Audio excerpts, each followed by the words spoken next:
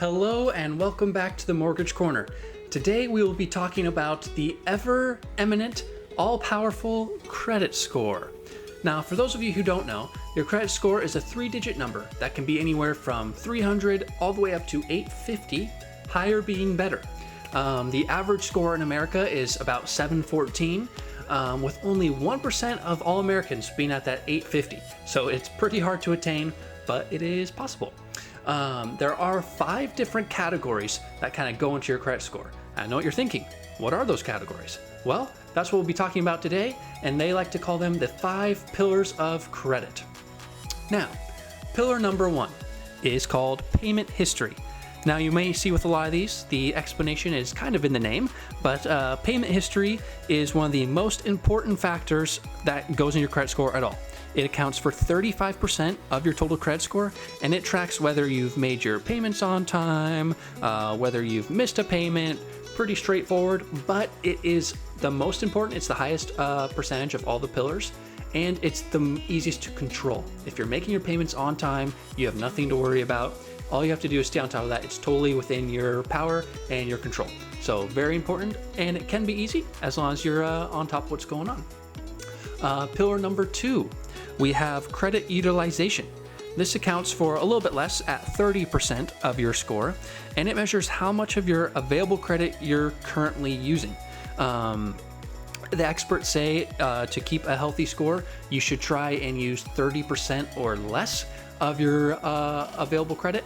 So for example, if you have a credit card that maxes out at $1,000, try and keep that at $300 balance or less. And that will help maximize your credit as much as possible. The more of it you use, that can affect your credit negatively if it stays at that balance for a long time. Like if you haven't maxed out for a long time, that can negatively affect your credit. Pillar number 3, we have length of credit history. This one is a little bit smaller. It comes in at 15%, but hey, 15% is still 15%. It matters, right?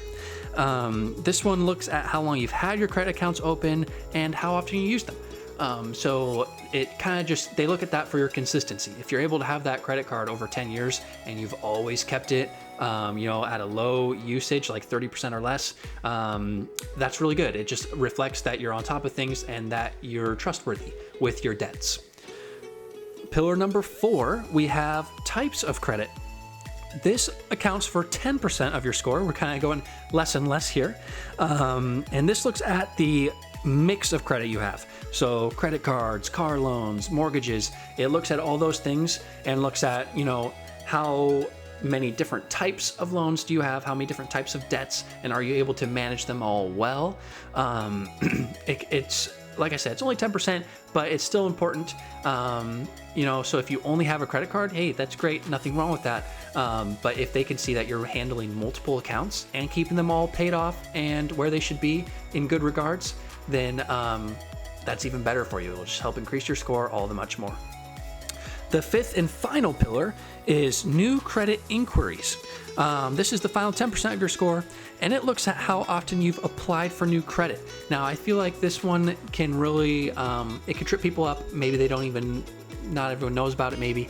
If you're getting your credit pulled all the time, it will just lower your score. So it's important to keep note of that when you're out shopping for rates, for instance, when you're looking for a mortgage. It's important to make sure that if they're not asking you and they're just pulling your credit, you need to kind of stand up for yourself on that one and let them know, hey, don't pull my credit without asking, please. And just make sure mortgage lenders are asking. They should be, but it's important to know. And another big one is when you're shopping for a car. Oftentimes they'll take your info and they'll give it to like 3 or 4 banks, right, to try and find you that best rate, which is great, but all those banks are pulling your credit. And so that can really knock you down a little bit. Now, it will recoup over the next few months, but it takes time. And so it's just something to be wary of. If you're out shopping for a car, don't go to 5 dealers and have them all send your credit out, right? It's gonna really, really hit you big. So just something to keep in mind when you're doing that kind of thing, to limit credit points as much as possible. If there's the option to soft pull your credit, that's great. Usually that means they can kind of look at the broad picture and it's not a hard pull, so it won't affect your credit in a negative way. That's a great option to keep an eye out for.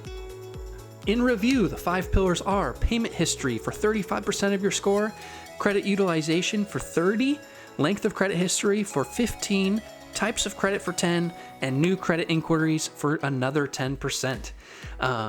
Yeah, so that is all the pillars of credit. Hopefully you find that information helpful. There are ways to stay on top of this on your own if that's something you want to do. I highly recommend getting an app on your phone. That way you can just kind of keep tabs on where your score is currently at, so you know if you need to try and boost that up, or if it's in a perfect spot, then you're good to go. There are companies out there that will help you repair your credit. If you find out your score is just in a really rough spot, and you're thinking you want to be buying a home in the near future, there are companies that can help you repair that credit. They can take off negative impacts on your score and try and help you work through what you need to do to help improve that. If you need to open more credit cards, they'll tell you what kind of cards are the best, and they'll just kind of help you take those steps and guide you through that. You can always talk to your lender about that. Oftentimes they'll have somebody they work with often that they can recommend, so at least you know it's someone that is reliable and safe to use, safe to give your info to, and that they get results so that you're not wasting your time. But that is all for today's video. If you have any questions or comments, feel free to leave them down below in the comments section. Do hit the like and subscribe button. It really does help me out, and I will see you guys in the next video.